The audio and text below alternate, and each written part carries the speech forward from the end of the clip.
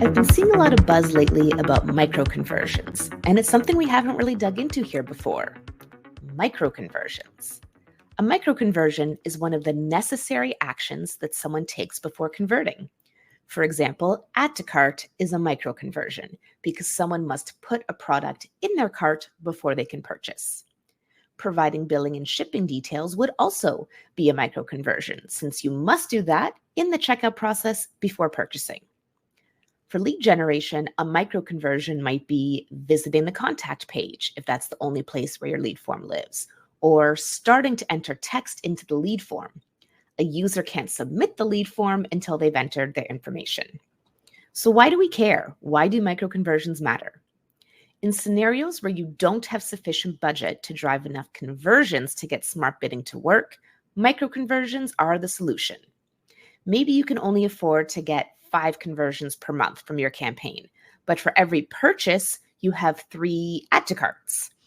By counting these add to carts as micro conversions as a primary conversion action in your campaign, you'll now have 20 data points rather than just 5 data points to train your smart bidding algorithm.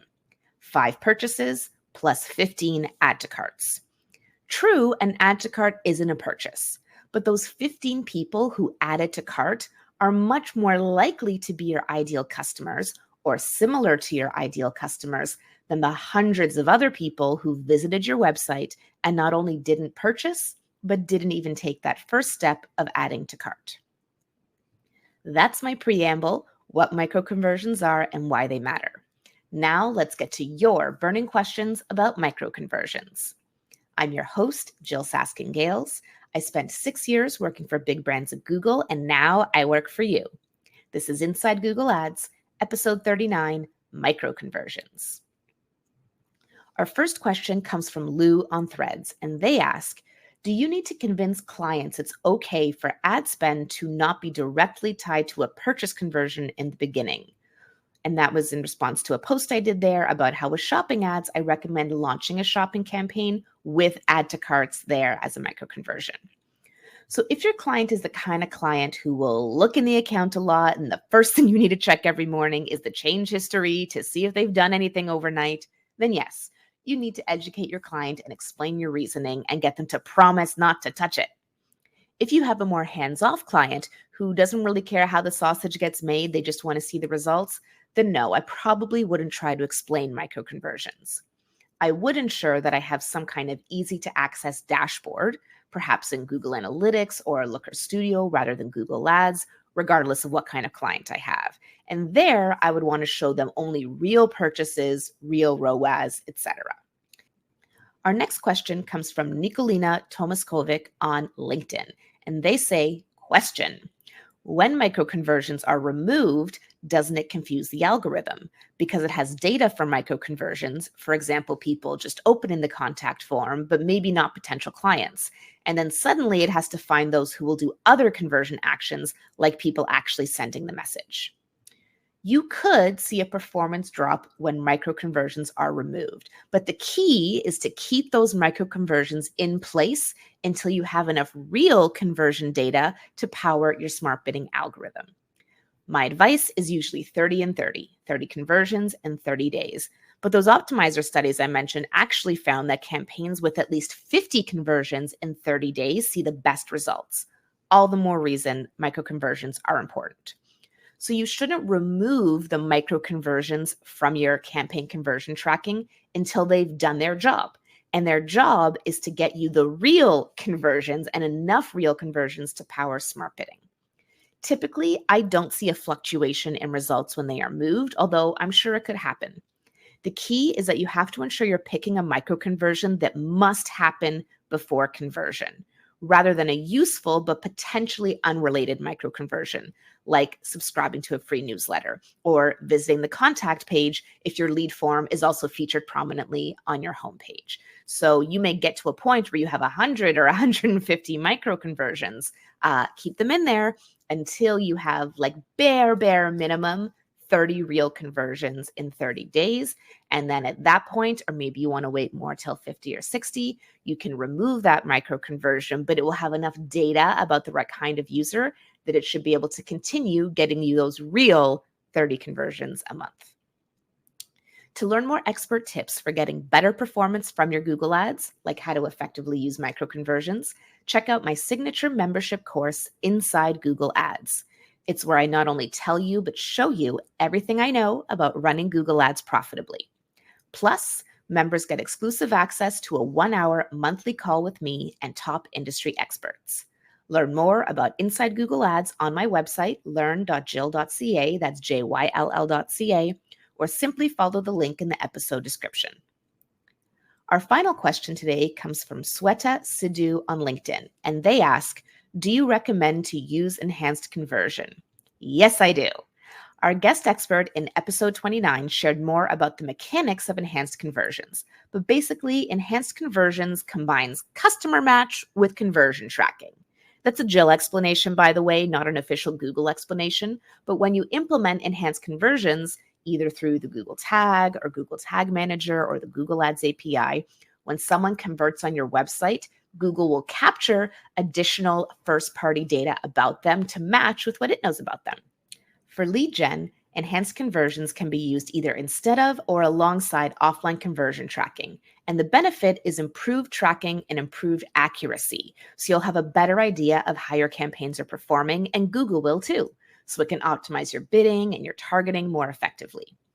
For e-commerce, enhanced conversions work similarly and let you match the first-party data you capture about the user with the data that Google may know about them. For example, if they're currently signed into Google on their Chrome browser. With privacy regulations and consent banners and all kinds of stuff making conversion tracking less durable, less accurate, harder to maintain, enhanced conversions is like a stopgap that prevents some of that data from escaping. Is it necessary to run Google Ads? No. I would say that the vast majority of small businesses I see do not use enhanced conversions, and of all the things to focus on, would this make my top 5 list with them? Probably not. But if you offer Google Ads management services, you should implement enhanced conversions for all of your clients. It has no drawback and can only benefit you by showing more conversion data attributable to Google Ads. And that benefits your client as well by providing better inputs for their campaigns to optimize. Should you use microconversions in Google Ads? If your campaigns are not meeting your performance goals and you aren't getting the bare minimum 30 conversions in 30 days, then yes, you should use microconversions. If your campaigns are not meeting your performance goals and you're getting between 30 to 60 conversions in 30 days, microconversions may help. It's worth testing. If you're already getting 60 or more conversions in 30 days, though, then microconversions probably won't help you, and you got to try some other things to fix your performance. And if you only get 5 or 10 conversions per month, but your campaigns are meeting your goals, you're hitting the ROAS or CPA or volume you need, then you also don't need microconversions. Microconversions are the solution to low conversion volume campaigns that are not performing well. Today's Insider Challenge is this. Think about your Google Ads account or a business you're currently running Google Ads for. What are 2 things that you could potentially use as a microconversion to help a campaign perform better? You can participate by sending me your response to this challenge or any episode's challenge. The beauty of the Insider Challenge is there's no right or wrong answer, just an opportunity to stretch your brain on real-life Google Ads problem solving. Shoot me an email at thegooglepro@jyll.ca, that's JYLL.ca, or send me a voice note in my Instagram DMs. I'm the_Google_pro on Instagram. Last episode's challenge was this. What would you do, if anything, if 80% of your search campaign spend was coming from hidden other search terms and 50% of your conversions were also hidden? So funnily enough, since I recorded that episode last week, I had a fascinating coaching call with one of my clients. They work at an agency specializing in lead generation for home services businesses. And kind of across the board, a lot of their accounts started performing poorly in the last month or so. The story is directly tied to my answer to this challenge, so stick with me. So what was interesting when we dug into it is there were a few other things going on, but one was that when performance was good, at least half of their ad spend and conversions were coming from other search terms, not visible. Across accounts in different industries, different geographies, we saw the same trend. And then more recently, when spend had gone up and conversion volume plummeted, very little of their ad spend and basically no conversions were coming through other search terms. It was all visible to us in the search terms report. Our hypothesis on what happened, because of course we can't really know for sure, is that there were a lot of long tail search terms driving good results. And when they last optimized the campaigns, they adjusted keyword match types, they added negatives, they paused some keywords without realizing that these optimizations in the name of improving efficiency would actually cut off all this hidden stuff that was working. Now, this wasn't the only thing happening. There were some other factors that we think were also contributing to this drop, but our solution to this piece of it, and as of when I'm recording, I don't know yet if it's working, but our solution was to actually loosen things up again. Kind of counterintuitive, right? Because performance is bad right now, but we're moving from exact back to phrase. We're launching dynamic ad groups the first time this client is testing those. We're casting that wider net to hopefully recapture those users who were both cheaper to reach and more likely to convert than the super dialed in exact match only searchers we're getting now. So to directly answer my challenge, if 80% of my spend was coming from other search terms and 50% of my conversions, if it were performing well overall, like the campaign overall was meeting my goals, I would let it keep on keeping on. I would do nothing. That's the direction Google Ads is going in, less transparency. So let's ride the wave. If it were not performing well, because that would mean that the other 20% of my spend, which I can see is driving half of my conversions too, then I would use my bid strategy as the guiding mechanism. I would set a target CPA or ROAS if I were currently on a maximize strategy. If we already had a target, I would try increasing the ROAS or lowering the CPA. That would be my most direct way to address a performance issue. What about you?